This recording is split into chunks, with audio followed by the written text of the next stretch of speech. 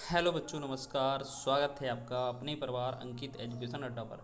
जैसा कि आपने थंबनेल देख ही लिया होगा, जो हम यूपी लेखपाल का जो बुक है इसका सॉल्यूशन करने वाले हैं। और इसमें हम जो है सबसे पहले जो आपका पर्यावरण और पारिस्थितिकी है, इन्वायरमेंट एंड इकोलॉजी, इससे रिलेटेड कुछ क्वेश्चन करेंगे। ठीक है, इसमें 110 क्वेश्चन महत्वपूर्ण हैं जो आपके अभी तक यूपी ट्रिपल एस सी आयोग ने पूछे हैं। ठीक है, आपको पता है आपका लेखपाल में 5 मार्क्स का ये आना है, तो ये जो एग्ज़ाम की दृष्टि से महत्वपूर्ण पार्ट बन जाता है। तो देख लीजिए 110 क्वेश्चन किस तरीके के पूछे गए। हर एक क्वेश्चन के पीछे लास्ट में इसका सॉल्यूशन भी है, तो वो भी आपको पढ़ते जाना है और देख लेना है आपको प्रीवियस ईयर एग्जाम में क्वेश्चन कैसे बने थे। तो यहाँ पर हम बात करेंगे।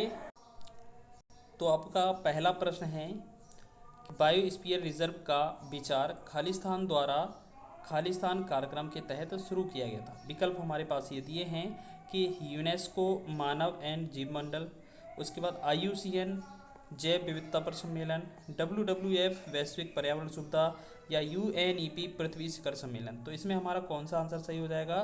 तो इसमें आंसर हो जाएगा हमारा पहला वाला, यूनेस्को मानव जीवमंडल। ठीक है, तो बायोस्फीयर रिजर्व का विचार यूनेस्को द्वारा मानव और जैव मंडल कार्यक्रम के तहत शुरू किया गया था। ठीक है, तो ये हमारा कौन सा आंसर हो जाएगा?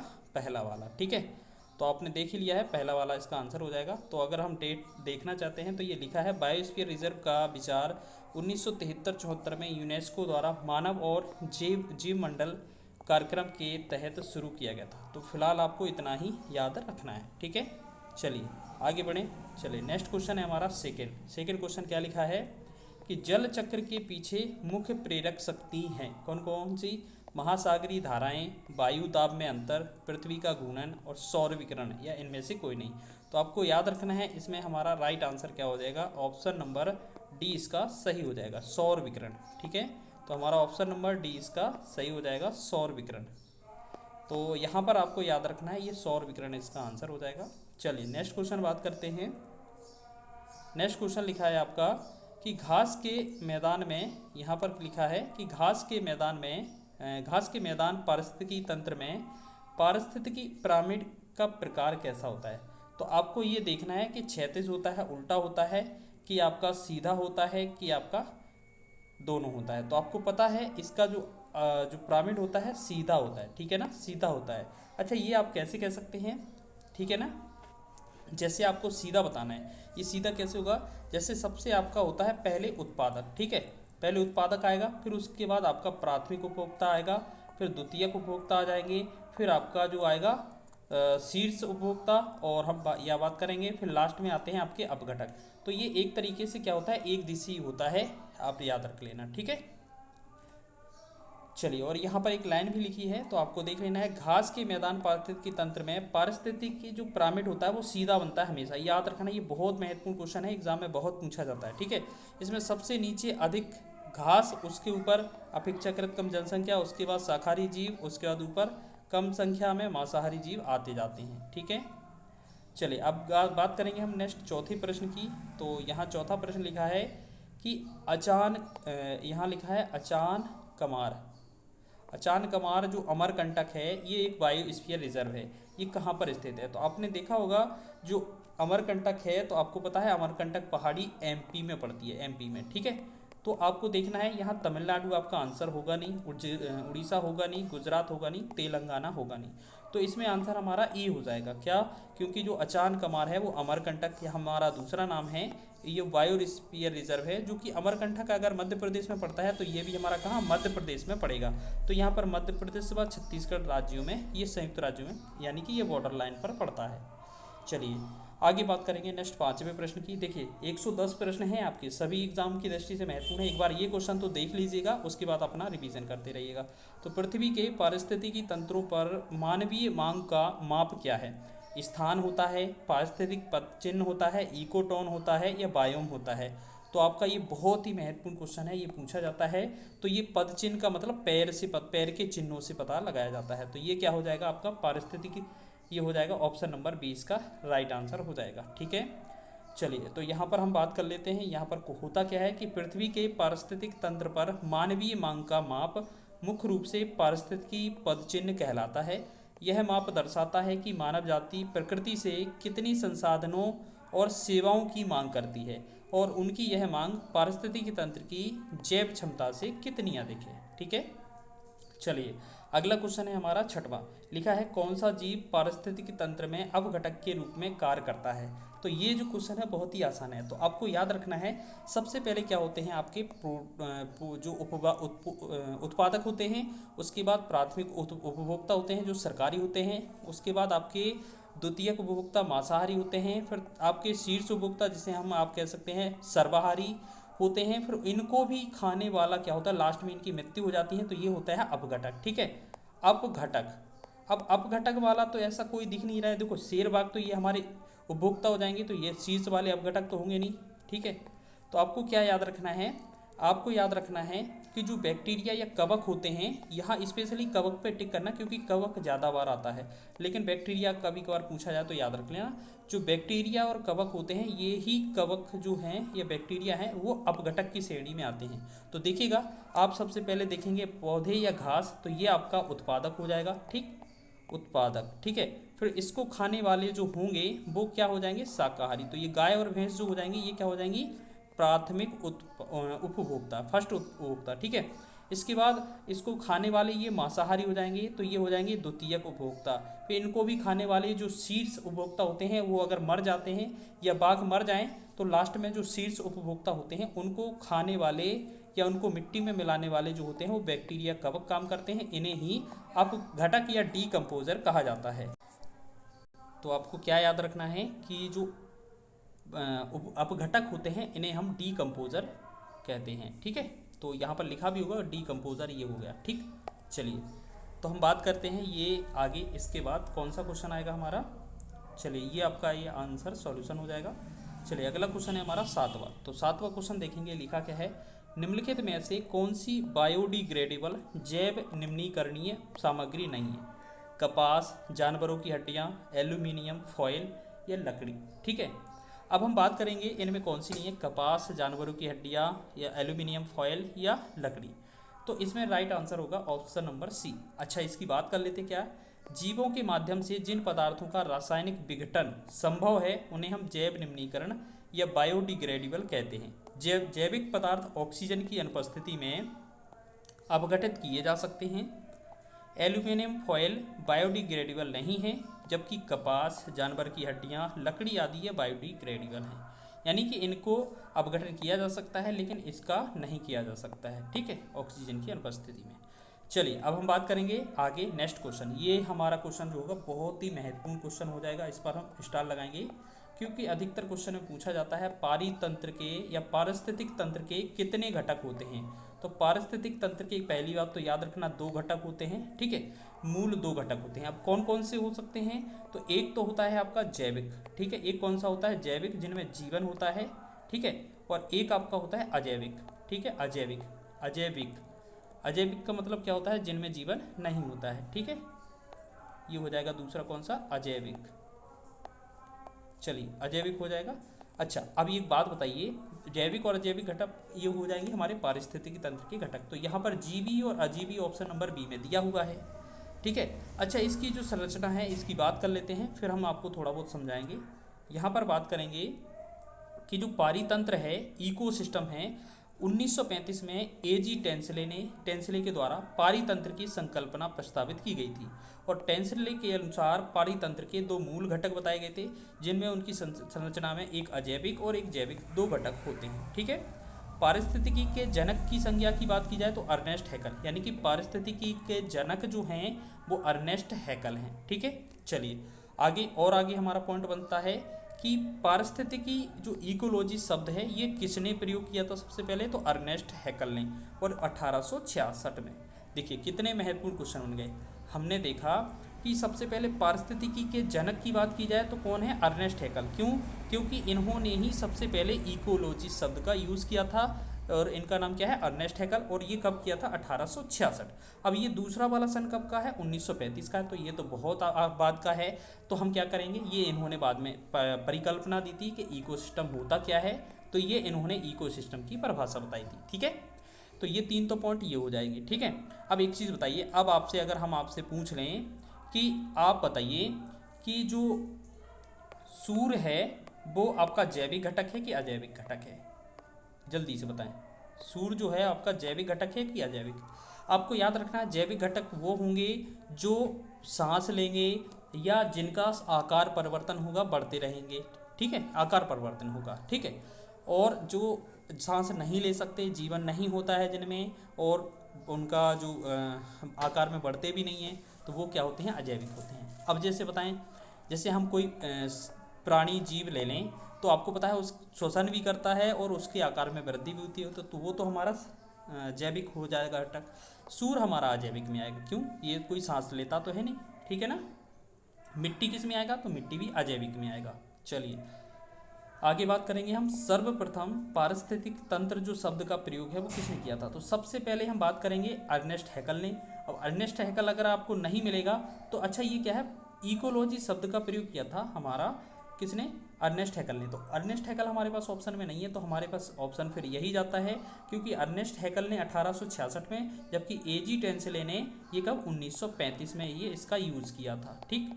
तो हमारा इसका आंसर क्या बनेगा? हमारा पहला ऑप्शन, ऑप्शन नंबर ए इसका राइट हो जाएगा, ठीक। तो अब इसकी बात कर लेते हैं हम यहाँ पर।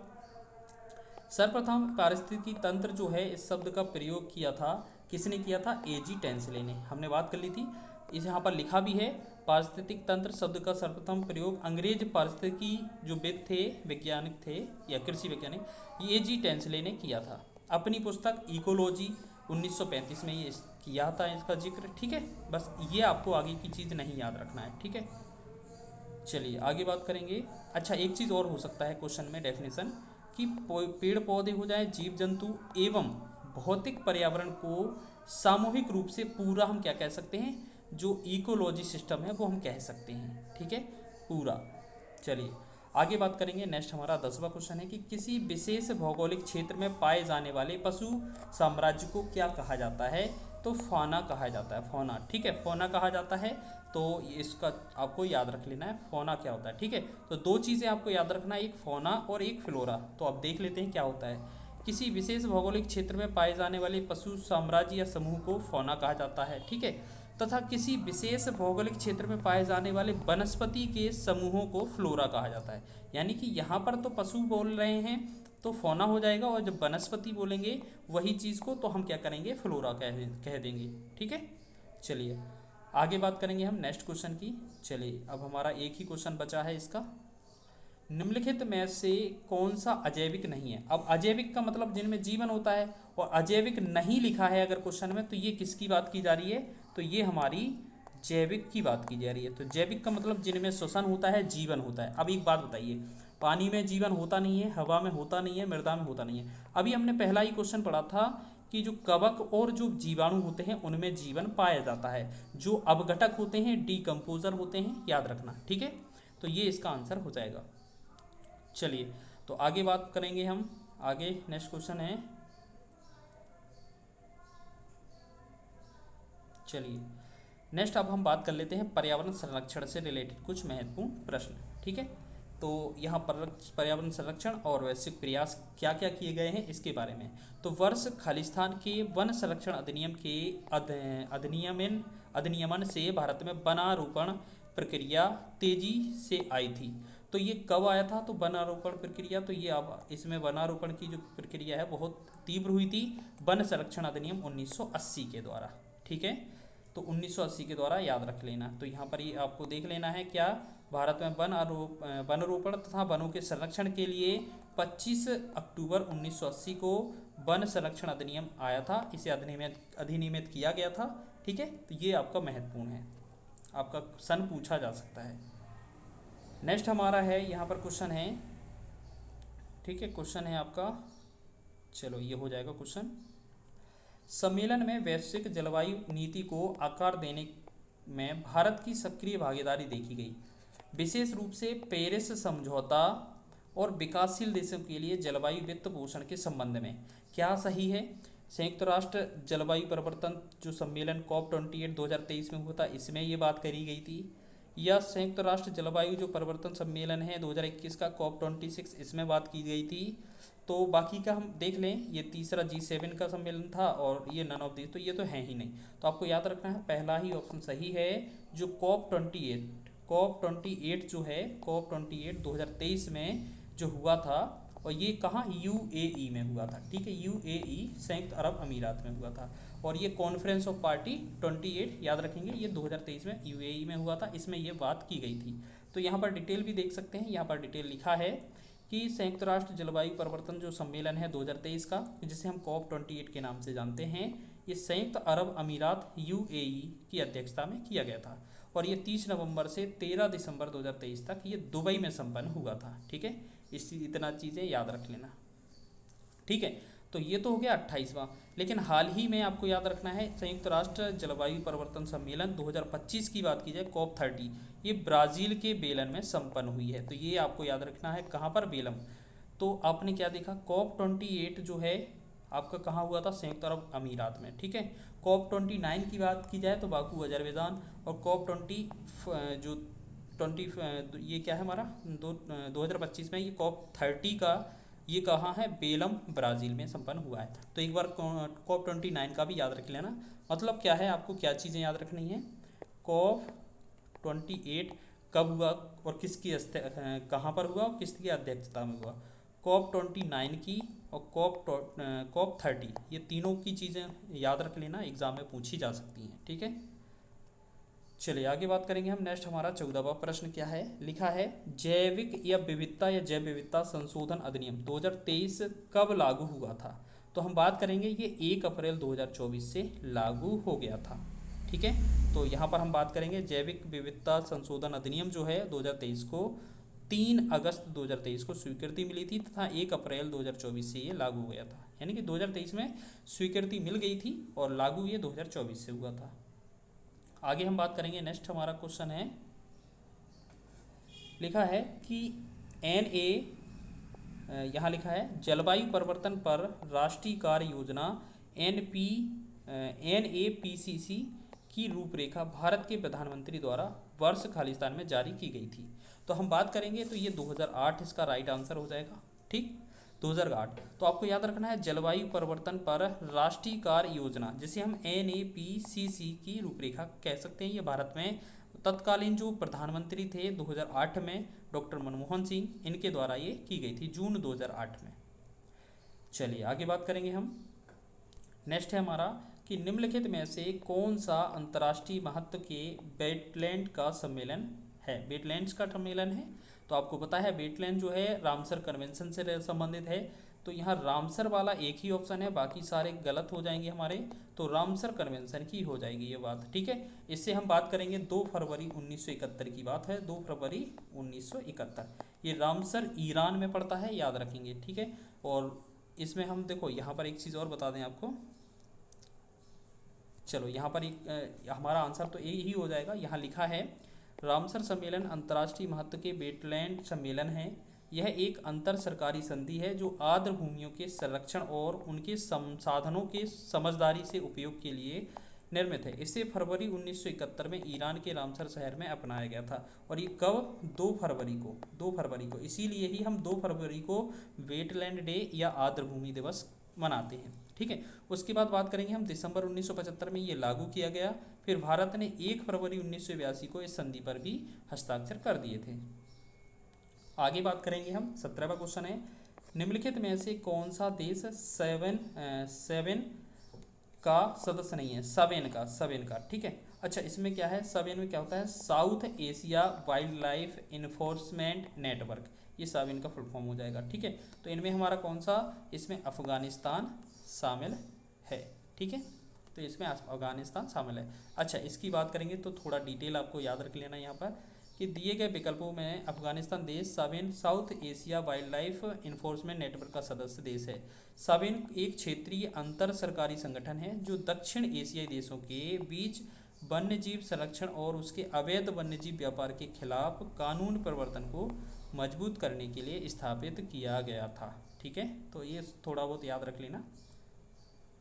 चलिए आगे बात करेंगे हम। नेक्स्ट हमारा है, अच्छा, साबिन की बात की जाए तो ये साबिन में कुछ महत्वपूर्ण देश देख लेते हैं जो कितने हैं, कौन कौन से हैं।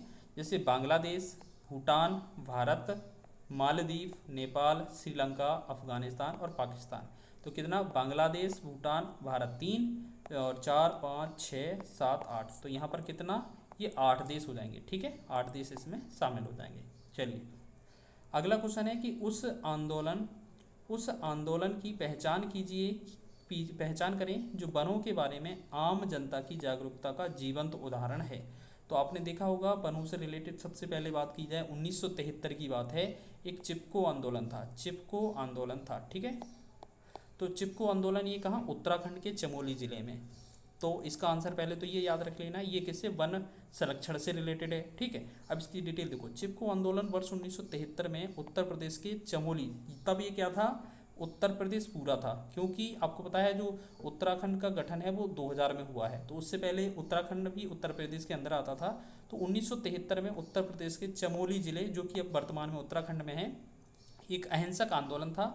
इस आंदोलन के नेतृत्व जो करता थे वो सुंदरलाल बहुगुणा तथा चंडी प्रसाद भट्ट। अब देखिए सुंदरलाल बहुगुणा तो आपने बहुत नाम सुना होगा, आपको एग्जाम में क्वेश्चन चंडी प्रसाद का नाम देने को मिल सकता है, क्योंकि मुख्य तो यही थे आपके चंडी प्रसाद भट्ट, उसके सहयोगी जरूर थे ये सुंदरलाल बहुगुणा, ठीक है।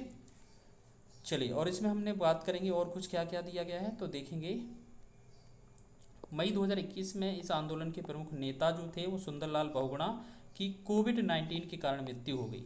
भारत में वनों की सुरक्षा तथा पर्यावरण सुरक्षा संबंधी अन्य प्रमुख आंदोलन कौन कौन से हैं, तो देख लीजिए। तो देखिए कौन कौन से आंदोलन हैं, जैसे बिश्नोई आंदोलन, ये राजस्थान में चलाया गया था। साइलेंट वैली के जो प्रोजेक्ट है वो केरल में है, ये डायरेक्ट नाम पूछे जा सकते हैं, याद रखना, ठीक है। जंगल बचाओ आंदोलन बिहार में, अपिको आंदोलन कर्नाटक में, नर्मदा बचाओ आंदोलन गुजरात, मध्य प्रदेश, महाराष्ट्र के बॉर्डर पर, ठीक है। अच्छा यहाँ पर हम पूछे जा सकते हैं, नर्मदा बचाओ आंदोलन में बाबा आमटे, मेधा पाटेकर और बाबा आमटे पूछे जा सकते हैं, ठीक है।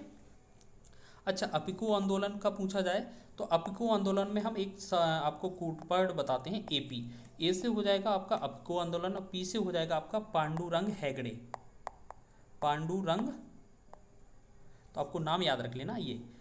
तो आपको अपिको आंदोलन क्या है, अपिको ए से ए पी याद रखेंगे, ए से अपिको आंदोलन, पी से पांडुरंग हेगड़े, तो ये इनके प्रणेता थे, ये एग्जाम में बनता है तो इसलिए बता दिया आपको, ठीक है। 19वां क्वेश्चन है आपका, जैविक संरक्षण में प्रकाशित एक नए अध्ययन के अनुसार किस मुद्दे के कारण कई अनोखे जानवर और पौधे विलुप्त हो जाएंगे। तो इसमें हमारा चारों विकल्प देख लीजिए, ग्रीन हाउस गैस उत्सर्जन इसका राइट आंसर हो जाएगा, ठीक है।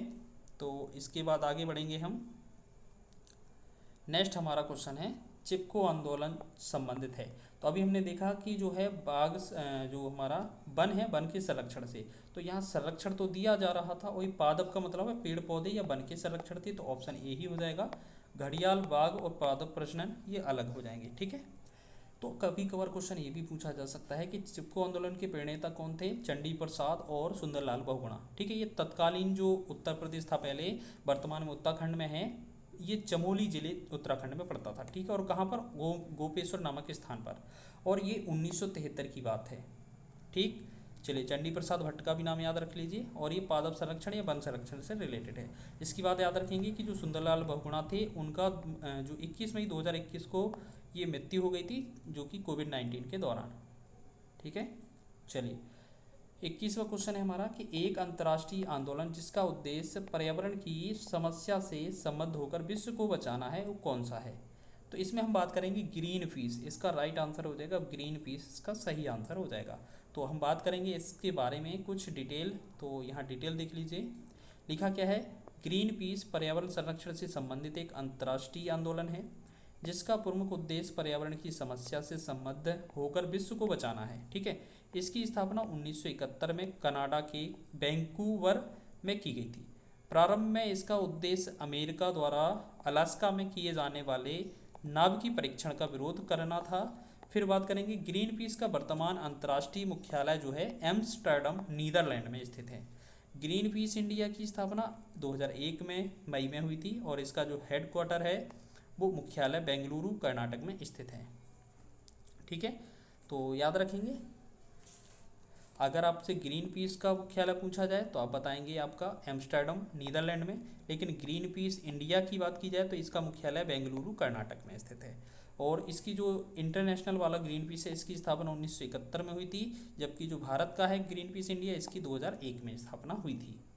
तो यही तो एग्जाम में बनते हैं क्वेश्चन।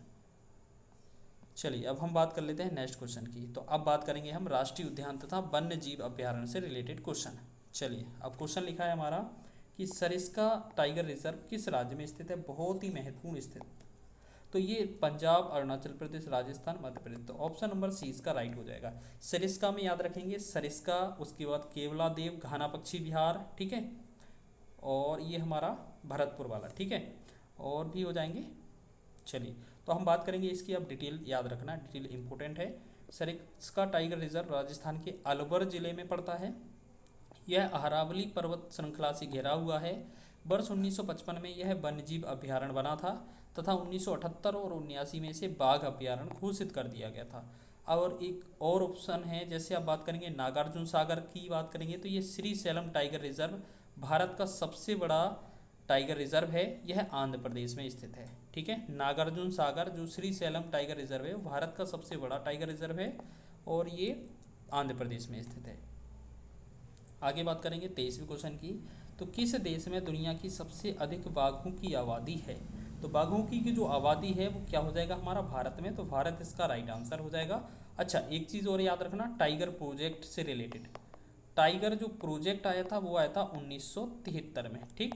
और टाइगर स्टेट किसे कहा जाता है आपको पता होगा, सब सर्वाधिक बाघों की संख्या जो है वो आपको एमपी में है, तो टाइगर स्टेट भी एमपी को बोला जाता है। तो इससे रिलेटेड कुछ डिटेल हैं वो देख लीजिए। जैसे आपसे पूछा जाए भारत में बाघों की आबादी विश्व की किसी भी देश की तुलना में सर्वाधिक है, तो यानी कि बाघों की संख्या सर्वाधिक हो गई।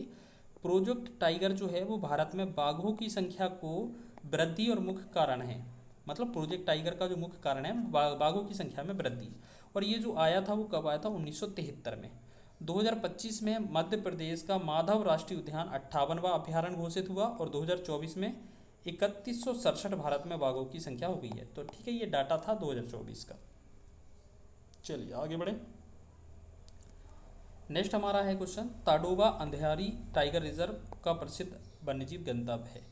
आपको ये बताना है ये जो ताडोबा अंधेरी है ये कहाँ पर स्थित है। तो आपने देखा होगा अंधेरी अंधेरी अंधेरी नाम सुना होगा, अंधेरी मुंबई, अंधेरी कहाँ, मुंबई, आपने फिल्मों में नाम सुना होगा। तो ये ताडोबा अंधेरी जो है ये कहाँ पर स्थित है, मुंबई, ये महाराष्ट्र में। तो आपका ऑप्शन नंबर सी इसका राइट हो जाएगा। चलिए अब इसकी डिटेल देख लें थोड़ा, क्या लिखा है।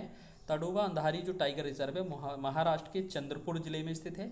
वर्तमान में देश में 58 टाइगर रिजर्व हो चुके हैं। 57वां जो टाइगर रिजर्व है वो रातापानी टाइगर रिजर्व मध्य प्रदेश में पड़ता है। 58वां टाइगर रिजर्व है वो माधव टाइगर रिजर्व है, वो भी मध्य प्रदेश में पड़ता है, ठीक है।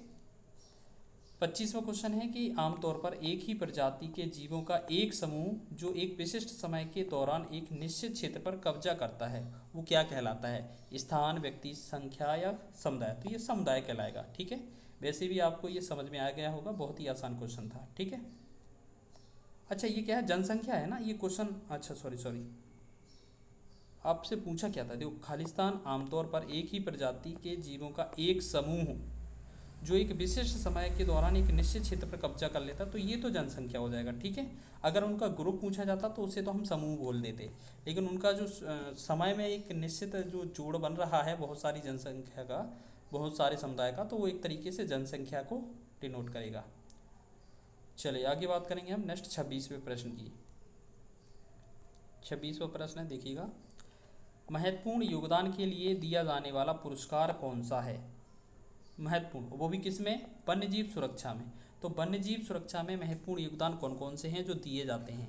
तो हम बात करेंगे इसमें नेहा सहगल पुरस्कार, मेधा पाटकर पुरस्कार, अमृता देवी बिश्नोई पुरस्कार और माही गिल पुरस्कार। तो ये अमृता देवी जो पुरस्कार है ये हमारा वन सुरक्षा से रिलेटेड है, ये दिया जाता है, ठीक है। तो यहाँ पर हम बात करेंगे अमृता देवी बिश्नोई जो वन्यजीव पुरस्कार, ये भारत सरकार द्वारा वन्यजीव संरक्षण के महत्वपूर्ण योगदान के लिए दिया जाता है। और ये जो है 2001 में शुरू किया गया था और 2024-25 में अमृता देवी बिश्नोई पुरस्कार जो है वो डॉक्टर गौरी शंकर और गोविंद भारद्वाज को दिया गया था। आगे नेक्स्ट हमारा 27वां क्वेश्चन है, लिखा है कि ऐसी प्रजातियां जिनकी उपस्थिति अन्य प्रजातियों के समूह को उपस्थिति को इंगित करती हैं और जिनकी अनुपस्थिति प्रजातियों के उस पूरे समूह की कमी को इंगित करती हैं, खालिस्तान क्या कहलाती हैं। तो ये कहलाती हैं संकेतक प्रजातियां, इंडिकेटर या सूचक। इंडिकेटर इंडिकेटर स्पेसीज या सूचक प्रजातियां, जिसे हम संकेतक प्रजातियां कह सकते हैं। चलिए आगे बात करेंगे हम 28वें क्वेश्चन की। लिखा है वेदांतंगल, जो वेदांतंगल है, वेदांतंगल पक्षी अभ्यारण्य कहाँ स्थित है? तो इसकी बात करेंगे तो ये हमारा तमिलनाडु में स्थित है। ठीक है, तो याद रखना वेदांतगल जो पक्षी अभ्यारण्य है वो तमिलनाडु राज्य में स्थित है। भारत का सबसे पुराना व सबसे छोटा जल पक्षी अभ्यारण्य कौन सा है? तो यही है वेदांतगल, और ये 1928 में पक्षी अभ्यारण्य के रूप में विकसित किया गया था। तो याद रखना भारत का सबसे पुराना और सबसे छोटा जल पक्षी अभ्यारण्य कौन सा हो जाएगा? वेदांतगल। 1928 में ये तमिलनाडु राज्य में स्थापित किया गया था।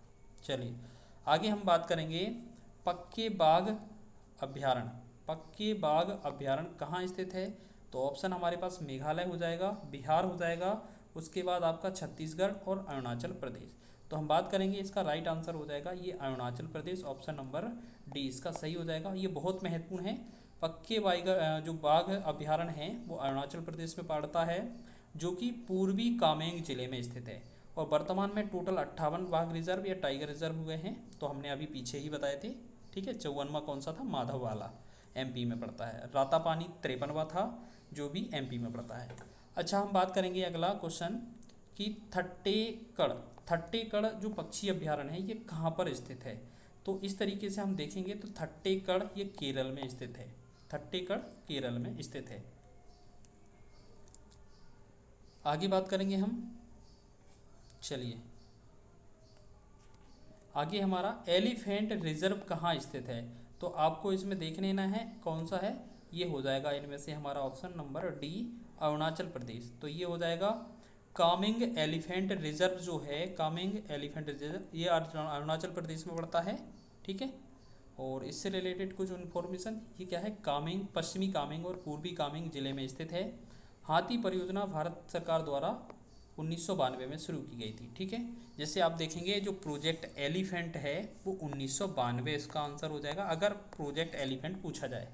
ठीक, और बात करेंगे भारत का पहला हाथी जो रिजर्व है, सिंह भूमि है, वो हाथी रिजर्व है। कौन सी? भारत का पहला जो एलिफेंट टाइगर रिजर्व है वो कौन सा है? अच्छा, एलिफेंट रिजर्व जो है भारत का पहला हाथी रिजर्व या एलिफेंट रिजर्व वो कौन सा है? सिंह भूमि रिजर्व है, जो कि सिंह भूमि झारखंड में है। इसकी स्थापना 2001 में होती है और हाथी को वन्यजीव संरक्षण अधिनियम 1972 के तहत अक्टूबर 2010 में भारत का राष्ट्रीय विरासत पशु घोषित किया गया था। तो ये बहुत इंपॉर्टेंट है। अच्छा, इस क्वेश्चन को याद रख लेना, इसे अच्छे से नोट कर लेना कि आपका जो प्रोजेक्ट एलिफेंट है, एलिफेंट परियोजना, वो कब आई थी? 1992 में।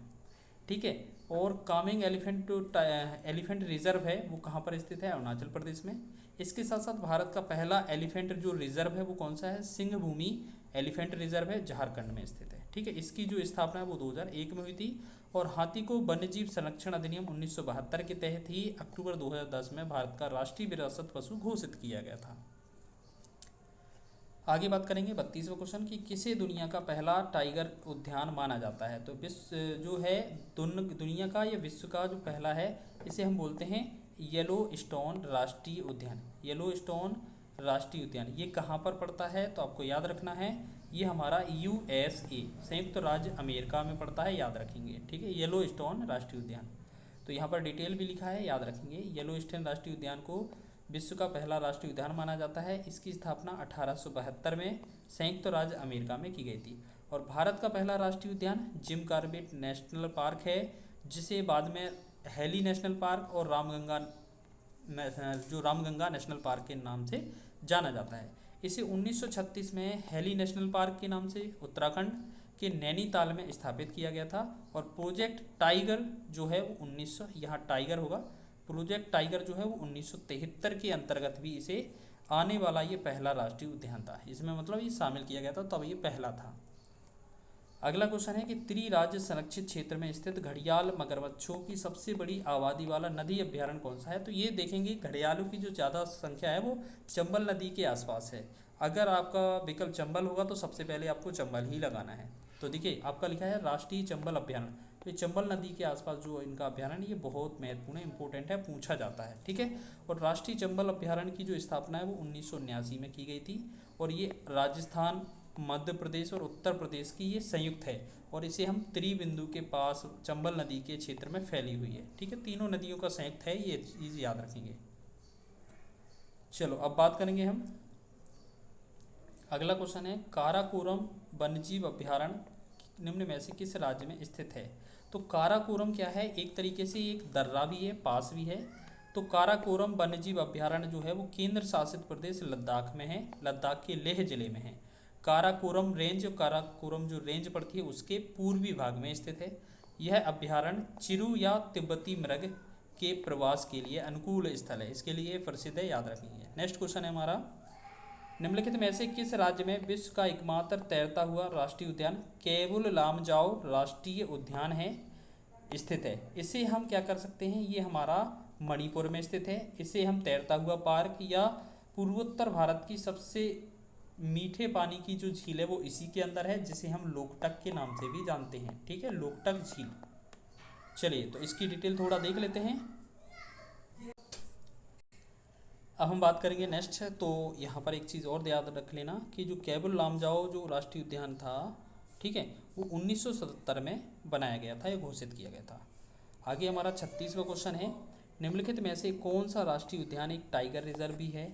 तो बात करेंगे ये पन्ना टाइगर रिजर्व है और एक तरीके से राष्ट्रीय उद्यान और एक टाइगर रिजर्व भी है। तो पन्ना राष्ट्रीय उद्यान, ठीक है, पन्ना टाइगर रिजर्व भारत का 22वां बाघ अभ्यारण्य है। यह मध्य प्रदेश राज्य के पन्ना और छतरपुर जिले में स्थित है। ठीक है, इसे 1994 में भारत सरकार द्वारा एक परियोजना टाइगर रिजर्व घोषित किया गया था। भारत का पहला टाइगर रिजर्व हेजली नेशनल पार्क, जिसे हम जिम कॉर्बेट कहते हैं, वो स्थापित किया गया था।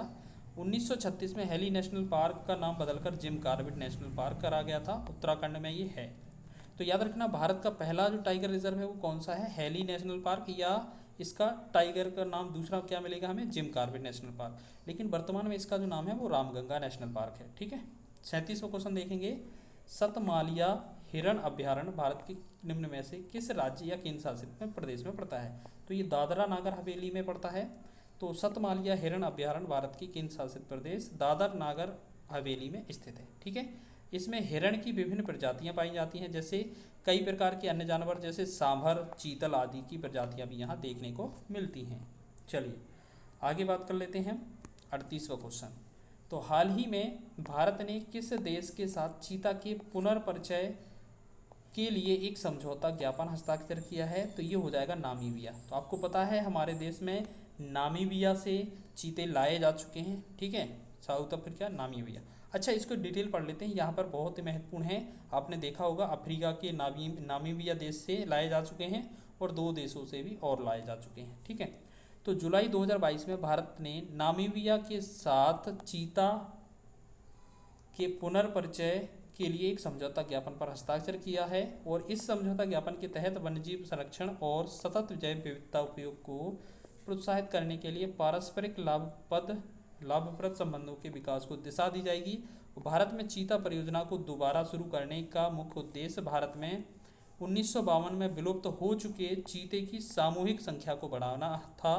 और कूनो नेशनल पार्क, जो कि शिवपुरी एमपी में पड़ता है, कूनो नेशनल पार्क, उसमें अफ्रीकी देश नामीबिया से 8 चीतों को लाया गया था, जिनमें से कुछ मर भी गए थे, आपने न्यूज़ में भी सुना होगा। ठीक है, और एक चीज़ और याद रखना, और यहाँ पर 2 देशों से और आपके चीते आ चुके हैं, तो वो आपको कमेंट में बताना है। करंट अफेयर का क्वेश्चन बन जाएगा कि कहाँ कहाँ से चीते आ चुके हैं। नेक्स्ट क्वेश्चन है कि बांदीपुर राष्ट्रीय उद्यान भारत के निम्न में से किस राज्य में स्थित है। तो बांदीपुर जो है वो कर्नाटक में पड़ता है। ठीक है, जैसे बांदीपुर नेशनल पार्क की स्थापना प्रोजेक्ट टाइगर के तहत 1974 में की गई थी। आपने प्रोजेक्ट टाइगर कब देखा था, 1972 में आया था। ठीक है, अच्छा, अभी हमने देखा था एक चंबल वाला जो अभ्यारण्य था वो एक ट्राई जंक्शन वाला था। तो ऐसे ही ये वाला भी है, ये भी एक ट्राई जंक्शन क्षेत्र वाला है। क्यों, क्योंकि ये कर्नाटक, तमिलनाडु और केरल राज्य के बॉर्डर पर है ये भी। तो ये भी एक ट्राई जंक्शन को दिखाएगा। ठीक, इसके साथ साथ हम बात करेंगे कर्नाटक के अंदर अन्य टाइगर रिजर्व कौन कौन से हैं, जैसे Bhadra tiger reserve, Nagarhole tiger reserve, इसके लिए हम इंपॉर्टेंट लगाएंगे, ये इसको नोट कर लेना। डंडेली अंशी टाइगर रिजर्व, बिलीगिरी रंगनाथ स्वामी मंदिर टाइगर रिजर्व। तो ये नागरहोल बहुत पूछा जाता है। ठीक है, इसको भी याद रख लेना, ये भी कर्नाटक में है। आगे हमारा 40वां क्वेश्चन है, लिखा है किश्तवाड़ राष्ट्रीय उद्यान भारत के निम्न में से किस राज्य केंद्र शासित प्रदेश में स्थित है? तो ये हो जाएगा आपका जम्मू कश्मीर। ठीक है, और इसके साथ साथ आपको एक चीज़ और याद रखना है कि जो किश्तवाड़ नेशनल पार्क जम्मू कश्मीर राज्य के किश्तवाड़ जिले में और चिनाब नदी के समीप स्थित है। इसके साथ साथ दचीगाम जो नेशनल पार्क है, सलीम अली नेशनल पार्क है, काजी नाग नेशनल पार्क और जम्मू कश्मीर के अन्य नेशनल पार्क भी इसी में है। यानी कि कौन कौन से आपने देखा, अभी तो हमने देखा था किश्तवाड़, तो ये जो किश्तवाड़ वाला है नेशनल पार्क ये तो आपका कहाँ है, जम्मू कश्मीर में। ठीक, इसके साथ साथ दचीगाम, सलीम अली नेशनल पार्क और काजीनाग ये भी नेशनल पार्क भी कहाँ पर, जम्मू कश्मीर में है। चलिए आगे बात करेंगे हम, भरतपुर में स्थित पक्षी अभ्यारण्य राष्ट्रीय उद्यान का नाम कौन सा है? तो अभी हमने बताया था कि केवलादेव घाना पक्षी विहार जो है वो राजस्थान में स्थित है, कहाँ पर, भरतपुर में स्थित है। चलिए इसकी कभी कभार डिटेल अगर पूछा जाए तो आप बता देंगे कि 10 मार्च 1982 को राष्ट्रीय उद्यान का इसका दर्जा मिला था। ठीक है, केवलादेव घाना पक्षी विहार उद्यान इसका नाम हो जाएगा और ये राजस्थान के भरतपुर जिले में है। ठीक है, इसके साथ साथ अब बात करेंगे यहाँ से। ठीक है, ठीक है, चलिए घाट प्रवाह पक्षी अभ्यारण्य जो है वो कहाँ पर स्थित है? ये घाट प्रवाह जो अभ्यारण्य है वो बेलगाम कर्नाटक में स्थित है। दर्रा राष्ट्रीय उद्यान जो है वो राजस्थान में है। भैंसरोडगढ़ अभ्यारण्य ये चित्तौड़गढ़ राजस्थान में है। तो राजस्थान के कुछ अन्य हैं, याद रखेंगे। काजीरंगा राष्ट्रीय उद्यान, बहुत महत्वपूर्ण प्रश्न। काजीरंगा राष्ट्रीय उद्यान जो है वो एक सींग वाले गैंडे के लिए प्रसिद्ध है जो कि असम में पड़ता है। ठीक है, एक और असम का एक और याद रखना, मानस जीव अभ्यारण्य, मानस राष्ट्रीय उद्यान, ये किसके लिए, हाथी के लिए प्रसिद्ध है। तो और भी कई सारे क्वेश्चन बन सकते हैं। ठीक है, चलिए अब हम बात करेंगे आगे। चलिए देखिएगा, बहुत ही शानदार प्रश्न ये कि काजीरंगा राष्ट्रीय उद्यान कहाँ पर है? असम में है। कान्हा नेशनल पार्क ये मध्य प्रदेश में है। पेरियार नेशनल पार्क ये केरल में है। सुंदरबन नेशनल पार्क पश्चिम बंगाल में। ठीक है, चलिए एक क्वेश्चन और पूछा जाता है, जो सुंदरबन नेशनल पार्क है या सुंदरबन का जो राष्ट्रीय उद्यान है, यहाँ पर मैंग्रोव वन की अधिकता है। मैंग्रोव, कई कभार क्वेश्चन यही पूछा जाता है कि मैंग्रोव वन सर्वाधिक कहाँ पाए जाते हैं? तो गंगा ब्रह्मपुत्र के डेल्टाई क्षेत्र में, तो उसी में ये सुंदरबन पड़ता है, याद रखेंगे। भारत में कुल कितने संरक्षित जैव बायोस्फीयर रिजर्व हैं? तो हम बात करेंगे इसमें 18 हैं। ठीक है, अब देख लेना 18 हैं। चलिए तो ये तो हो गया 18, और अगर आपका ये करंट में बदला हो तो वो भी देख लेना आप। ठीक है, तो ये भारत में कुल 18 जैव रिजर्व हैं, क्योंकि इनका जो डाटा है वो बदलता रहता है। चलिए अब हम बात करेंगे इसमें नीलगिरी, नोकरेक, नंदा देवी, मानस, मन्नार की खाड़ी, ग्रेट निकोबार, सुंदरबन, सिमलीपाल, डिब्रू सैखवा, देहांग और पचमढ़ी। ठीक है, इसके बाद कौन सा था? ये हमारा पचमढ़ी हो जाएगा।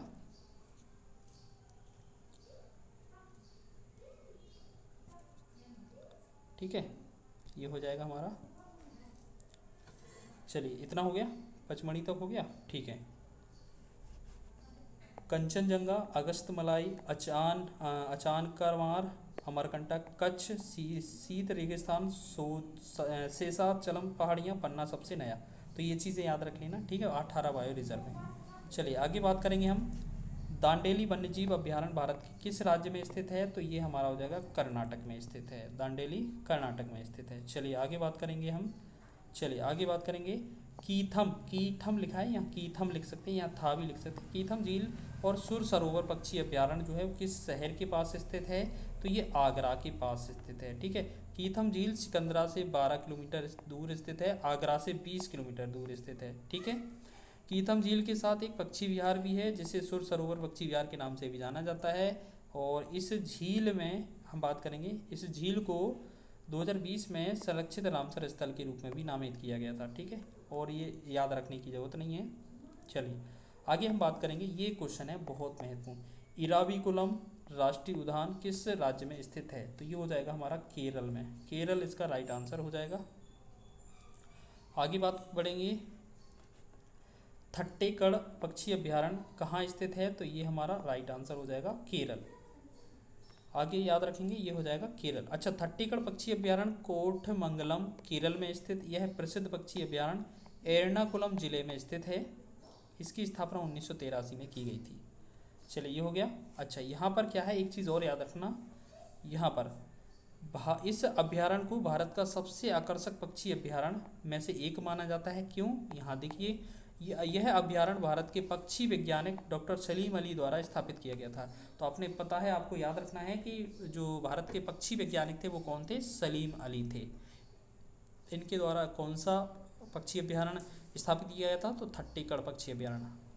अगला है हमारा भद्रा वन्यजीव अभ्यारण्य किस राज्य में स्थित है? तो भद्रा ये कहाँ पर? कर्नाटक में पड़ता है। ठीक है, चलिए अब हम बात करेंगे इसमें। भद्रा जो वन्यजीव अभ्यारण्य है वो आपके कर्नाटक में पड़ता है, लेकिन कुछ और अन्य वन्यजीव अभ्यारण्य है वो देख लीजिए। तो यहाँ हजारीबाग वन्यजीव अभ्यारण्य है वो झारखंड में है। चंद्रप्रभा अभ्यारण्य उत्तर प्रदेश में पड़ता है।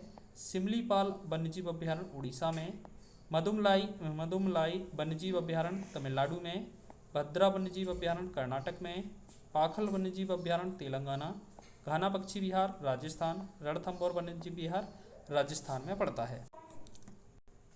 अब हम बात करेंगे जो आगे जो क्वेश्चन है, अब हम बात करेंगे पॉल्यूशन से रिलेटेड। ठीक है, प्रदूषण से रिलेटेड क्वेश्चन लिखा है कि निम्नलिखित में से कौन सा प्रदूषक केंद्रीय नियंत्रण बोर्ड CPCB के राष्ट्रीय वायु गुणवत्ता निगरानी कार्यक्रम NAAMP के तहत निगरानी किए जाने वाले मानदंड वायु प्रदूषकों की सूची में शामिल नहीं हैं?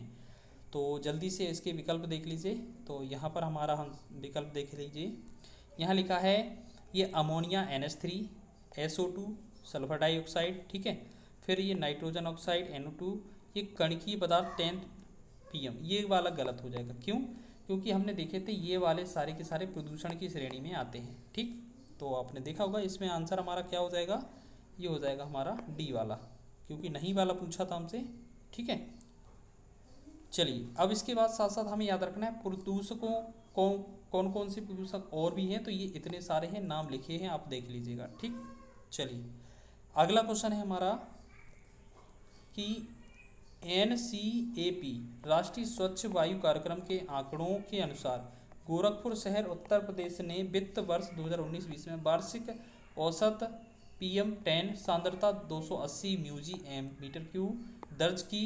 वित्त वर्ष 2021-22 में लक्ष्य में कमी 138 μg प्रति घन मीटर थी और वास्तविक सांद्रता 142 μg प्रति घन मीटर प्राप्त हुई। इसके आधार पर PM10 सांद्रता में इकाई कौन कौन सी हो जाएगी?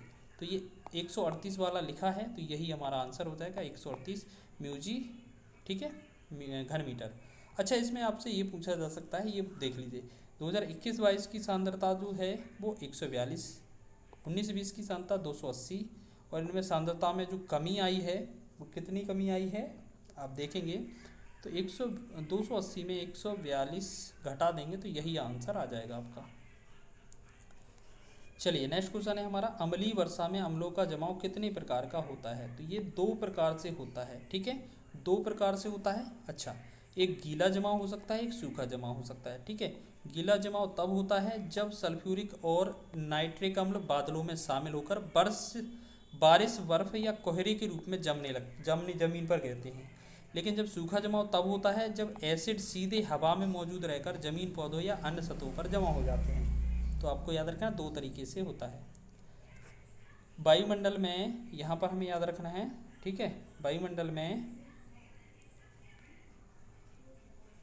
ग्रीन हाउस गैसें पृथ्वी के अधिकांशतः उत्सर्जित खालिस्तान को अवशोषित करती हैं जो निचले वायुमंडल को गर्म करती हैं।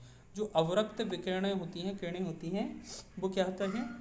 अच्छा, एक चीज़ और याद रखना, ग्रीन हाउस कैसे अवरक्त विकिरणों को ग्रहण करती हैं और नीचे रह जाती हैं, लेकिन सूर्य से कौन कौन सी किरणें आती हैं? पराबैंगनी किरणें भी आती हैं, याद रखेंगे। ठीक है, निम्नलिखित में से ये क्वेश्चन अच्छा है, निम्नलिखित में से कौन वायु प्रदूषक नहीं है? वायु प्रदूषक नहीं है कणकीय पदार्थ ऑक्सीजन, सल्फर डाइऑक्साइड और नाइट्रोजन। आपको पता है ऑक्सीजन तो बिल्कुल सही होता है वातावरण के लिए, तो ये हमारा प्रदूषक नहीं हो सकता। ठीक है, बाकी सारे प्रदूषक हैं। इसके साथ साथ और कौन कौन से हो सकते हैं? जैसे हमने यहाँ पर सल्फर डाइऑक्साइड, नाइट्रोजन ऑक्साइड, कणकीय पदार्थ, ये सभी प्रदूषक होते हैं। चलिए आगे बात करेंगे हम। यहाँ अगला क्वेश्चन है हमारा, लिखा क्या है ये देखिए। चलिए, बहुत शानदार प्रश्न है। निम्न में से कौन सी किरणें वायुमंडल में उपस्थित ओजोन परत द्वारा अवशोषित होती हैं? तो ये परावैंगनी किरणें अवशोषित हो जाती हैं ओजोन परत के द्वारा। ठीक है, अब इसके साथ साथ क्या है, आपको यहाँ से पॉइंट पढ़ना है। परावैंगनी किरणों से त्वचा कैंसर, दृष्टिहीनता, त्वचा का जलना आदि रोग हो सकते हैं। मानवीय क्रियाकलापों द्वारा वायुमंडल में प्रेषित क्लोरोफ्लोरोकार्बन जो कि CFC, हाइड्रोक्लोरोकार्बन HCFC, कार्बन टेट्राक्लोराइड आदि से ओजोन परत का क्षरण हो रहा है। ठीक है, तो ओजोन परत जो है वो किस मंडल में पाई जाती है, तो पृथ्वी के ये समताप मंडल में पाई जाती है। तो कई बार यही चीज़ पूछ लेना, कोई एग्जाम में बनता है क्वेश्चन। नेक्स्ट है, निम्नलिखित में से कौन सा विकल्प पीने के पानी का सर्वश्रेष्ठ उदाहरण या मापदंड नहीं है। तो पीने के पानी का, तो देखो दूषणकारी तत्व से मुक्त, ये तो सही हो जाएगा पानी। फिर तो खनिज पदार्थों से युक्त, ये भी सही हो जाएगा। स्वादिष्ट, ये भी सही है। लेकिन एसिडिक pH, ये हमारा एसिडिक अम्ल वाला नहीं होगा। ठीक है, तो यही हमसे नहीं वाला क्वेश्चन पूछा गया था। चलिए आगे है हमारा 56वां क्वेश्चन कि पीने के पानी में फ्लोराइड की कितनी मात्रा सिफारिश की जाती है। तो इसका आंसर हो जाएगा 0.7 ppm। ठीक है, 0.7 ppm। नेक्स्ट हमारा है, निम्नलिखित में से क्या जलीय निकाय में होने वाले प्रदूषण में योगदान प्रदान नहीं करता है। तो ये हो जाएगा ओजोन, इसका राइट आंसर हो जाएगा। चलिए आगे बात करेंगे।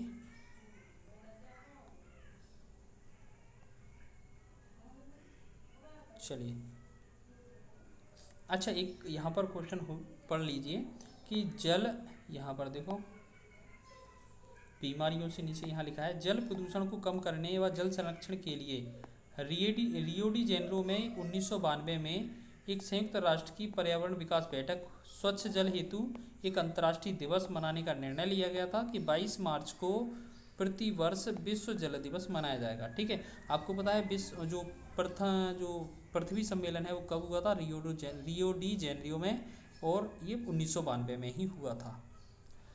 अगला है, वनों की कमी, नगरीकरण और प्रदूषण का बढ़ना सभी निम्न में से किसके कारण है। तो ये हो जाएंगे आबादी बढ़ने के कारण है। ठीक है, ये आबादी बढ़ने के कारण ये ऐसा हो रहा है। चलिए आगे बात करेंगे। सॉरी, नेक्स्ट क्वेश्चन है कि पार्थेनियम को कैसे जैव एजेंटों का उपयोग करके नियंत्रित किया जा सकता है। तो ये जाइग्रोग्रामा वाइकोलोराटा इससे।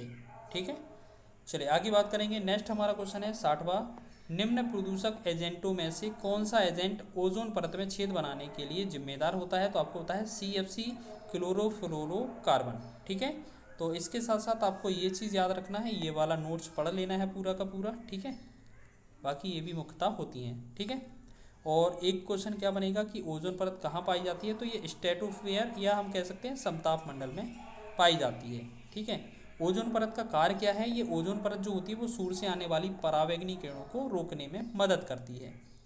ठीक है, और ये पृथ्वी की रक्षा भी करती है। इसके स्वरूप क्या होती है, पृथ्वी की रक्षा। अच्छा, ये वाला क्वेश्चन रह गया हमारा।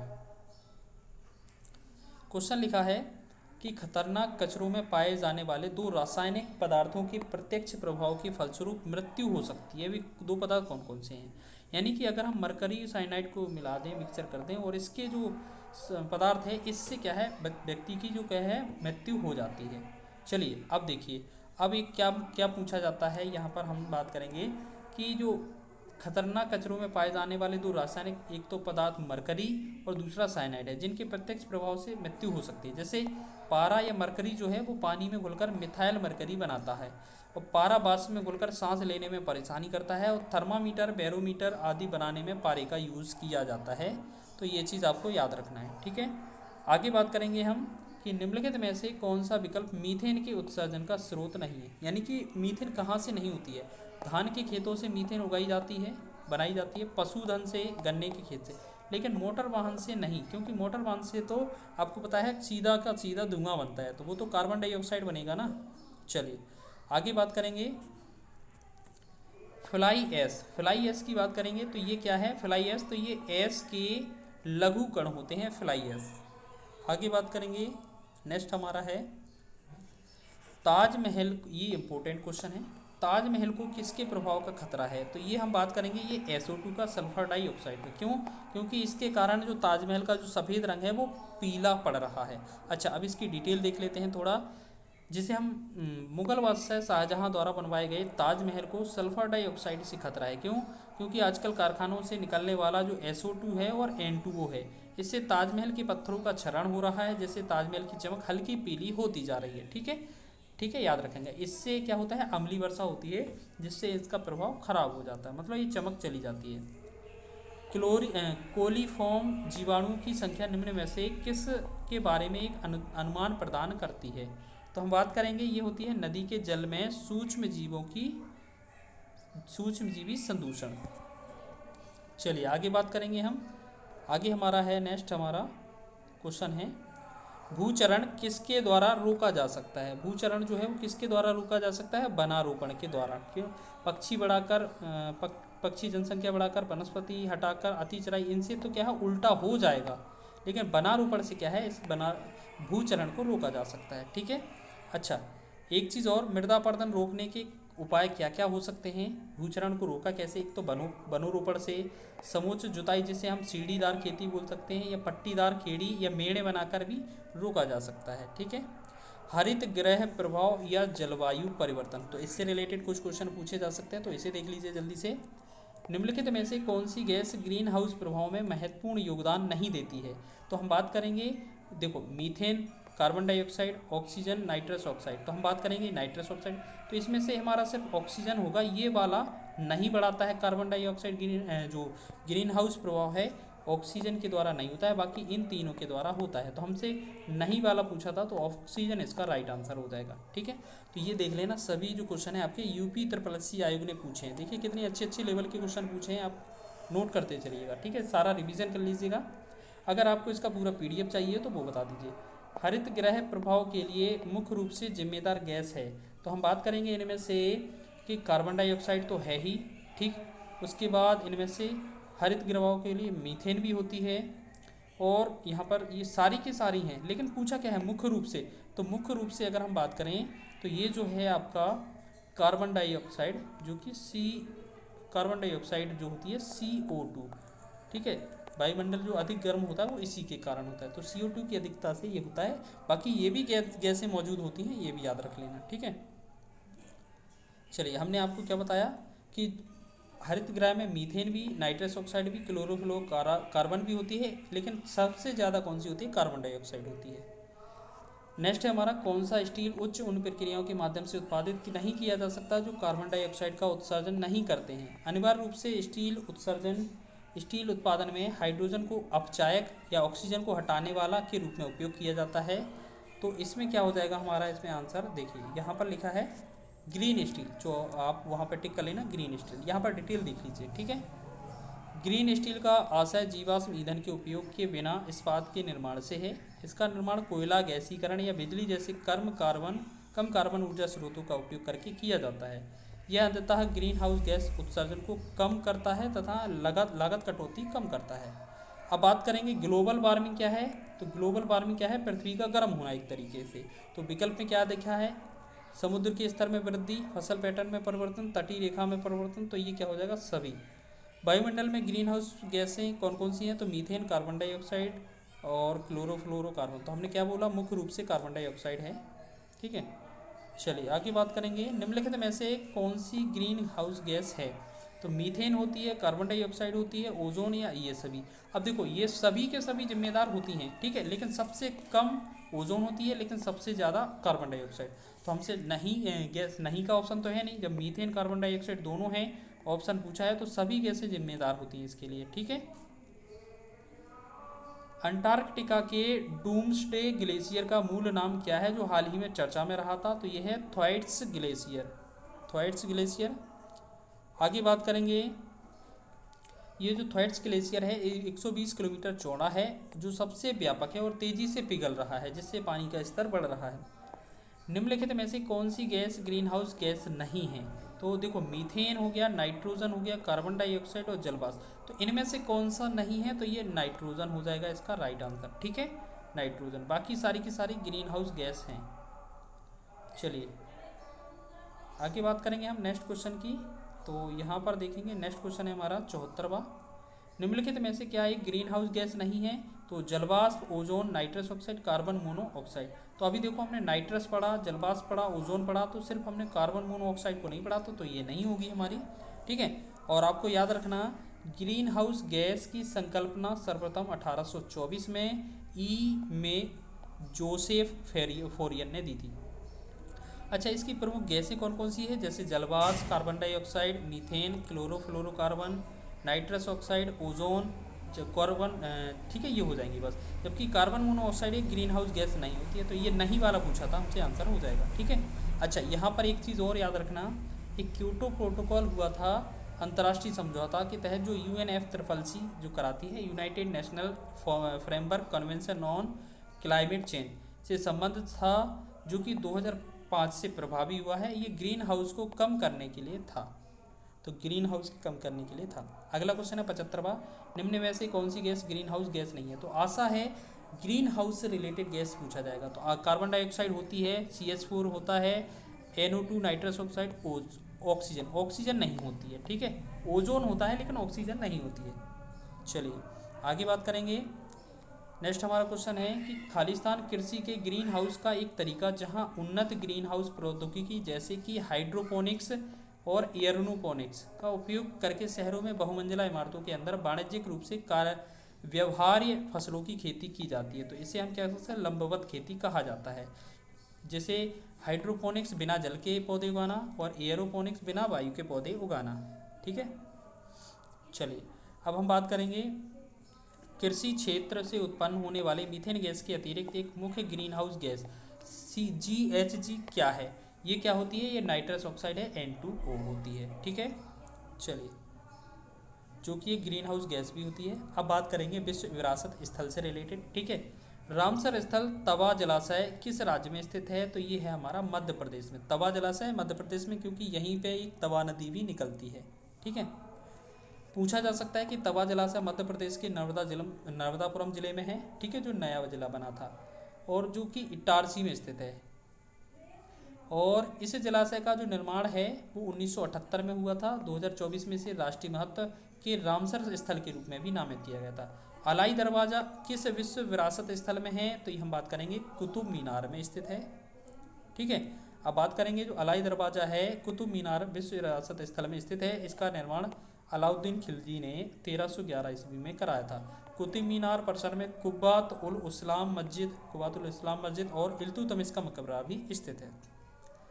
आगे बात करेंगे हम 80वां क्वेश्चन कि भारत देश का विश्व धरोहर स्थलों में संख्या के आधार पर कौन सा स्थान है। तो ये हमारा 7वां स्थान है। चलिए, विश्व धरोहर। ठीक है, तो विश्व धरोहर में सबसे ज़्यादा जो है वो इटली में है। ठीक है, ये 58 है, जो कि पुराना डाटा है, लेकिन आपको याद रखना नया डाटा देख लेना। ठीक है। अब बात की जा सकती है कि जो विश्व धरोहर है यूनेस्को का जो मुख्यालय है, हेडक्वार्टर, वो कहाँ है, पेरिस फ्रांस में है। जिसका जो गठन है यूनेस्को का, वो 16 नवंबर 1945 को हुआ था। ठीक है। चलिए, अब पर्यावरण विविधता से रिलेटेड कुछ क्वेश्चन है, लगभग 25 क्वेश्चन के आसपास होंगे, आराम से हमारा पूरा वीडियो कवर हो जाएगा। राष्ट्रीय सौर ऊर्जा संस्थान का मुख्यालय कहाँ स्थित है। तो ये हमारा गुरुग्राम हरियाणा में स्थित है। गुरुग्राम हरियाणा में स्थित है। तो ये क्वेश्चन बहुत बार पूछा जा चुका है। राष्ट्रीय सौर ऊर्जा संस्थान मुख्यालय हरियाणा गुड़गांव में है। इसकी स्थापना 2013 में हुई थी। ठीक है। आगे बात करेंगे हम, नेक्स्ट क्वेश्चन है जो है हमारा 82वां कि एमनेस्टी इंटरनेशनल का मुख्यालय कहाँ स्थित है। तो ये हो जाएगा हमारा लंदन में स्थित है, ऑप्शन नंबर सी। ठीक है, option number C. Amnesty International का मुख्यालय लंदन में है। इसकी स्थापना 1961 में होती है पीटर बेनेसन के द्वारा। यह एक गैर सरकारी संगठन है जो मानव अधिकारों के लिए काम करता है, और वर्ष 1977 में एमनेस्टी इंटरनेशनल को अत्याचार के खिलाफ मानवीय गरिमा की रक्षा के लिए शांति का नोबेल पुरस्कार भी मिला था। ठीक है, शांति का जो नोबेल पुरस्कार है वो ओस्लो में दिया जाता है, ओस्लो नॉर्वे। ठीक है। अगला बात करेंगे, भारत द्वारा अंतर्राष्ट्रीय बिग कैट अलायंस IBCA का कब शुरू किया गया था। तो ये हो जाएगा हमारा इसका आंसर 9 अप्रैल 2023 में। ठीक है, तो याद रखना, इसकी बात करेंगे तो अंतर्राष्ट्रीय बिग कैट अलायंस जो है IBCA, इसका जो हेड क्वार्टर है वो नई दिल्ली है। इसकी स्थापना भारत सरकार द्वारा 9 अप्रैल 2023 को मैसूर में प्रोजेक्ट टाइगर के 50 साल पूरे होने पर की गई थी PM मोदी के द्वारा। आगे हमारा है 84वां क्वेश्चन। ये क्वेश्चन पॉइंट टू पॉइंट लिख लेना, ये कठिन भी लग रहे होंगे और एग्जाम में यही सेम टू सेम क्वेश्चन देखने को मिलेंगे। गुजरात प्रदूषण नियंत्रण बोर्ड जो GPCB है, इसने शहर और वर्ष इतने में कण पदार्थ उत्सर्जन के लिए व्यापार के लिए दुनिया का पहला बाजार शुरू किया था। तो ये हो जाएगा सूरत 2019, इसका राइट आंसर हो जाएगा। ठीक है, तो आपने क्या देखा कि जो गुजरात प्रदूषण नियंत्रण बोर्ड है, ये GPCB ने सूरत शहर में 2019 में कण पदार्थ उत्सर्जन के व्यापार के लिए दुनिया का पहला बाजार शुरू किया था। आगे हमारा 85वां क्वेश्चन है, अभियान E8 निम्न में से किससे संबंधित है? तो ये हो जाएगा एलिफेंट या हाथी से संबंधित है। चलिए इसकी बात कर लेते हैं। तो अभियान E8 हाथी से संबंधित है, इसे हाथी 8 मिशन भी कहा जा सकता है कहते हैं, और यह एक अंतर्राष्ट्रीय मंत्री स्तरीय बैठक का एक हिस्सा था जिसे 2011 में शुरू किया गया। और इस बैठक में 8 देशों ने हिस्सा लिया था, जैसे भारत, थाईलैंड, केन्या, बोत्सवाना और इंडोनेशिया, श्रीलंका, कांगो गणराज्य और तंजानिया ने भाग लिया था। अच्छा, हमने अभी पीछे एक क्वेश्चन बताया था कि जो टाइगर हैं वो दक्षिण अफ्रीका के नामीबिया से लाए गए हैं, लेकिन बोत्सवाना से भी आ चुके हैं। ठीक है, याद रखना। चलिए आगे बात करेंगे हम नेक्स्ट क्वेश्चन की। तो हमारा 86वां क्वेश्चन है कि भारत में FRI फॉरेस्ट रिसर्च इंस्टीट्यूट कहाँ पर स्थित है? तो ये देहरादून में स्थित है और यहीं से 2 साल में एक रिपोर्ट जारी होती है वन से रिलेटेड। ठीक है, भारत में वन अनुसंधान संस्थान कहाँ पर है? तो ये देहरादून में स्थित है। इसकी स्थापना 1906 में की गई थी। तो ये क्वेश्चन तो महत्वपूर्ण बनेगा। ठीक है, ये एक क्वेश्चन बहुत महत्वपूर्ण है, नोट कर लेना आप। अगला क्वेश्चन है हमारा कि पार्क सड़क के किनारे के रास्ते में और उसके आसपास सार्वजनिक और निजी स्वामित्व वाली भूमि पर पेड़ों का पालन और प्रबंधन खालिस्तान कहलाता है। आपने देखा होगा शहर में, गांव में या कहीं भी रास्ते में सड़क है, उसके किनारे जो शहरी में वृक्ष लगाए जाते हैं वो किसके तहत आते हैं? तो शहरी वानिकी के अंतर्गत। शहर में जो लगाते हैं वो शहरी वानिकी के अंतर्गत लगाए जाते हैं। ठीक है, अगला क्वेश्चन है हमारा कि बाघ आकलन अभ्यास प्रत्येक खालिस्तान वर्ष में एक बार किया जाता है। तो ये हो जाएगा 4 वर्ष में एक बार किया जाता है। ठीक है, और हमसे क्वेश्चन और पूछा जा सकता है कि अखिल भारतीय बाघ आकलन अभ्यास प्रत्येक 4 वर्ष में एक बार किया जाता है। इसे राष्ट्रीय बाघ संरक्षण प्राधिकरण, भारतीय वन जीव संस्थान और राज्य वन विभाग की संयुक्त प्रयासों से आयोजित किया जाता है। 2022 के आकलन के अनुसार ये देश में कुल बाघ 3682 थे। वृद्धि प्रतिशत 6% और सर्वाधिक बाघों वाला जो राज्य है वो मध्य प्रदेश है। इसीलिए मध्य प्रदेश को टाइगर स्टेट के नाम से भी जाना जाता है। टाइगर स्टेट कौन सा है? टाइगर स्टेट कौन सा है? तो मध्य प्रदेश है। इसमें 785 बाघ, कर्नाटक में 563 और उत्तराखंड में 560 बाघ हैं।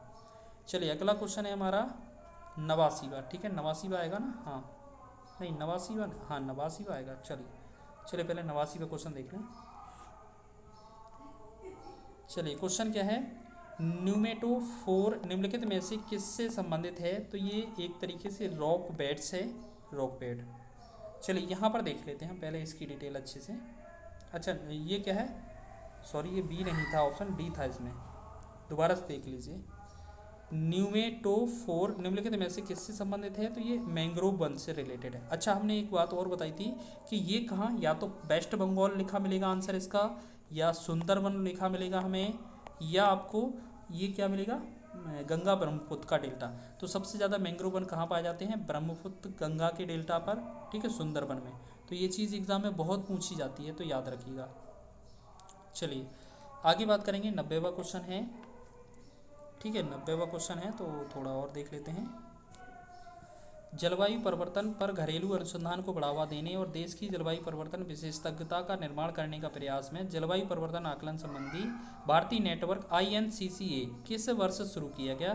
तो इसका जो आंसर है वो लिखा है 2009। तो यहाँ पर हम बात करेंगे जलवायु परिवर्तन आकलन संबंधी भारतीय नेटवर्क जो है INCCA की शुरुआत अक्टूबर 2009 में हुई थी। इसका जो उद्देश्य है वो जलवायु परिवर्तन पर घरेलू जलवायु अनुसंधान को बढ़ावा देना और देश की जलवायु परिवर्तन विशेषज्ञता का निर्माण करना होता है। ठीक है, चलिए और भी है इसके तहत, और भी क्या इसके तहत और क्या क्या किया जा सकता है कि निर्माण में मापन, निगरानी और मॉडलिंग के उपयोग को बढ़ावा भी दिया जाता है। ठीक है, चलिए अब 91वां प्रश्न है कि शीतोष्ण क्षेत्रों में जहाँ बर्फबारी आम होती है वहाँ मिट्टी के साथ पौधों को इसकी सामान्य स्थिति से ऊपर उठाने के कारण पौधों को होने वाली चोट को क्या कहा जाता है? तो ये हीविंग कहा जाता है, हीविंग कहा जाता है। ठीक है, हीविंग। चलिए आगे बात करेंगे। नेक्स्ट हमारा 12वां क्वेश्चन है कि खालिस्तान एक जीव है जो कार्बनिक सबस्ट्रेट से हाइड्रोजन या इलेक्ट्रॉन प्राप्त करता है। तो ये क्या है, ऑर्गेनोट्रोफ जो होता है ये प्राप्त करता है।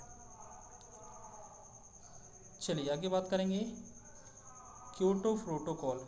क्योटो प्रोटोकॉल की बात की जाए तो ये कब लागू हुआ था, तो ये 2005। एक बार फिर भी कंफर्म कर लें कि कब आया था। हाँ, 2005 में ही आया था। ठीक है। अच्छा, एक तो मॉन्ट्रियल प्रोटोकॉल आया था जो 1987 का था, ओजोन परत संरक्षण से रिलेटेड। और ये कौन सा था, मॉन्ट्रियल प्रोटोकॉल। मॉन्ट्रियल कौन सा था, मॉन्ट्रियल जो प्रोटोकॉल है वो कहाँ हुआ था, कब हुआ था, 1987 में। और ये कहाँ पर, कनाडा में हुआ था। तो मॉन्ट्रियल कनाडा में। और ये किससे था, ओजोन से रिलेटेड था, O3 से रिलेटेड। ठीक है। लेकिन ये क्योटो प्रोटोकॉल था। क्योटो प्रोटोकॉल एक अंतर्राष्ट्रीय संधि है जिसे दिसंबर 1997 में क्योटो जापान में अपनाया था और इसे 16 फरवरी 2005 से लागू किया गया था। इस प्रोटोकॉल के तहत विकसित देशों को 1990 के स्तर की तुलना में कम से कम 5.2% ग्रीन हाउस गैसों के उत्सर्जन को कम करने का लक्ष्य दिया गया था। ठीक है। अगला क्वेश्चन है, ऑक्सीजन की अनुपस्थिति में दहन की प्रक्रिया या ऑक्सीजन के नियंत्रण वातावरण में जलाई गई सामग्री निम्नलिखित में से किससे संबंधित है, तो ये होती है पायरोलिसिस होती है। अगला क्वेश्चन है 95वां। ठीक है।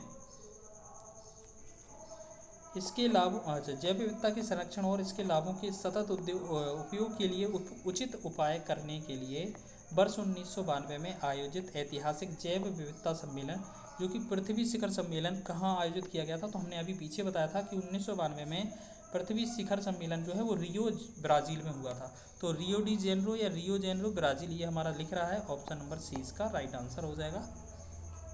चलिए, अच्छा, ये क्वेश्चन और पूछा जाता है कि एजेंडा 21 का जो संबंध है वो किससे है, वो रियो पृथ्वी सम्मेलन से है। तो याद रखना, बहुत पूछा जाता है ये सम्मेलन। ठीक है, 1992 वाला रियो डी जेनरो ब्राज़ील में हुआ था। आगे बात करेंगे हम, नेक्स्ट ये लिखा है कि बायोडाइवर्सिटी फिनांस इनिशिएटिव जो है VIOFIN बायोफिन किसके साथ सहयोग में है, तो यूनाइटेड नेशन डेवलपमेंट प्रोग्राम जो कि UNDP है, United Nations Educational Scientific and Cultural Organization जैसे हम यूनेस्को कहते हैं, और आपके पास और विकल्प क्या क्या हैं, ये है Food and Agriculture Organization FAO, Gates Foundation. तो ये आपको पता है जो बायोडाइवर्सिटी जो फाइनेंस इनिशिएटिव है बायोफाइनेंस, तो ये UNDP एक संस्था है, यूनाइटेड नेशन डेवलपमेंट प्रोग्राम, इसके साथ सहयोग में है।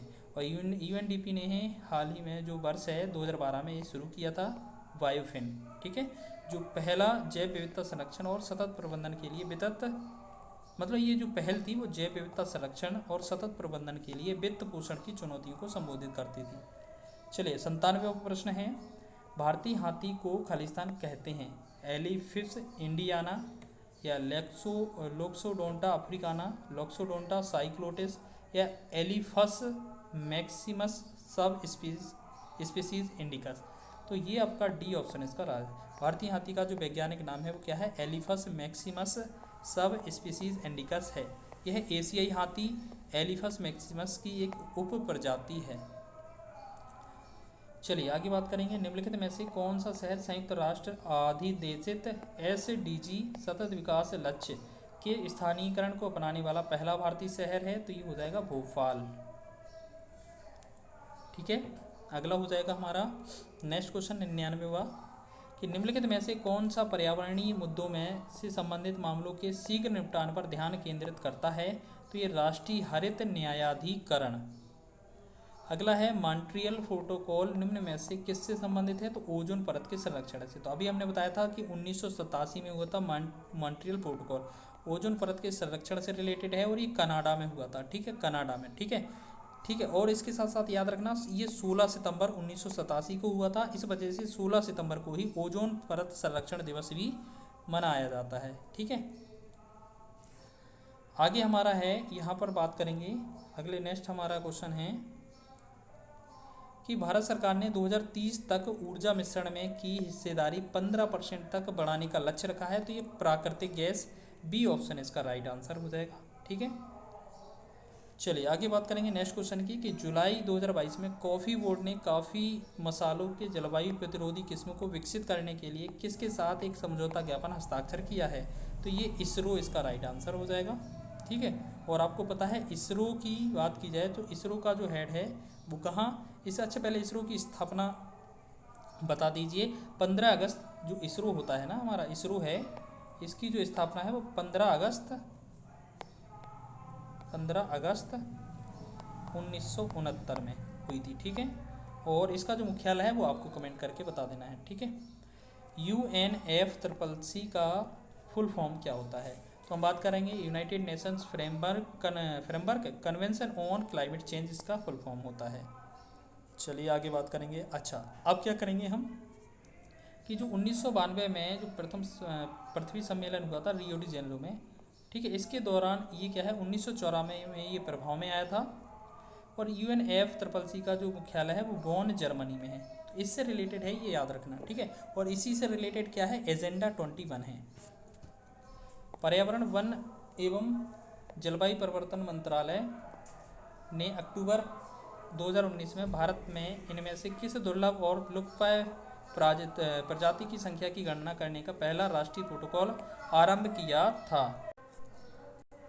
तो हम बात करेंगे इसमें, तो ये हो जाएगा हिम तेंदुआ, इसका राइट आंसर। चलिए हिम तेंदुआ हो जाएगा। ठीक है, टाइगर प्रोजेक्ट 1973 आपको याद रखना है, और विश्व वन्य जीव अभ्यारण्य जो संरक्षण अधिनियम है वो 1972 वाला। चलिए अब बात करेंगे 105वां क्वेश्चन जो है, निम्नलिखित में से किसके परिणाम स्वरूप पानी का गुणवत्ता में गिरावट आई है? तो ये हो जाएगा गंदे पानी का सही से निपटान न करने से। ठीक है, अगला हमारा जो क्वेश्चन है, अगला क्वेश्चन जो है लिखा है क्वेश्चन कि भारत में ऐसा कौन सा पहला एकमात्र राज्य है जो जहां छत पर बरसात के पानी के संग्रहण ढांचों का निर्माण सभी घरों के लिए अनिवार्य है? तो ये आपका तमिलनाडु इसका आंसर हो जाएगा। ठीक है, इसके बाद बात करेंगे 107वां क्वेश्चन है कि हाल ही में उत्तर प्रदेश राज्य का नाम Guinness book of world record में मुख्यमंत्री अखिलेश यादव द्वारा चलाए गए किस अभियान के लिए दर्ज किया गया था? तो ये हो जाएगा आपका क्लीन यूपी ग्रीन यूपी के लिए। ठीक है, तो ये कब की बात है? ये 7 नवंबर 2015 को क्लीन यूपी ग्रीन यूपी अभियान के तहत एक ही दिन में विभिन्न राज्यों में 10 लाख से अधिक वृक्षारोपण किया गया था। इसके तहत जो उत्तर प्रदेश राज्य का जो है ना गिनीज बुक में नाम रिकॉर्ड हुआ था, और इस समय जो CM थे वो कौन थे? अखिलेश। नेक्स्ट क्वेश्चन है हमारा, ये नगर पालिका के कूड़े कचड़े एक बड़े फर्नेंस में जलाए जाते हैं, इस फर्नेंस को क्या कहा जाता है? तो इंसिनरेटर कहा जाता है। आगे बात करेंगे नेक्स्ट हमारा, ठीक है, ग्लोबल फुटप्रिंट नेटवर्क की स्थापना किस वर्ष हुई थी? तो इसका आंसर है आपका 2003 में हुई थी। देखिए ये प्रीवियस ईयर क्वेश्चन थे, आपको सभी आंसर कर लेने हैं। ठीक है, मार्च 2018 तक उपलब्ध जानकारी के अनुसार किस राज्य में नवीकरण स्रोतों का उपयोग करके 12.3 GW कुल बिजली उत्पादन करने की क्षमता है? तो इसका राइट आंसर कर्नाटक इसका सही हो जाएगा। ठीक है, तो इस प्रकार हमने ये क्या है पूरा जो EVS होता है पर्यावरण और पारिस्थितिकी, इससे रिलेटेड महत्वपूर्ण क्वेश्चन कवर कर लिए हैं। हमने बोला था जैसे कि 110 क्वेश्चन आपको करवाएंगे, तो ये आपका पूरा 110 क्वेश्चन का सॉल्यूशन है। अगर पसंद आया हो तो प्लीज़ वीडियो को लाइक और शेयर कर देना। ठीक है, अगर PDF चाहिए हो तो इसमें हमें जो कांटेक्ट करना, ठीक है, व्हाट्सएप ना आप ऐसे करना कि टेलीग्राम पर मैसेज डाल देना कि PDF चाहिए हो, तो PDF आपको ये प्रोवाइड करा देंगे हम। ठीक है, तो रिवीजन कर लेना अच्छे से। ठीक है, और पूरी बुक है ये, इसका हम पूरा सॉल्यूशन आपको करवाएंगे।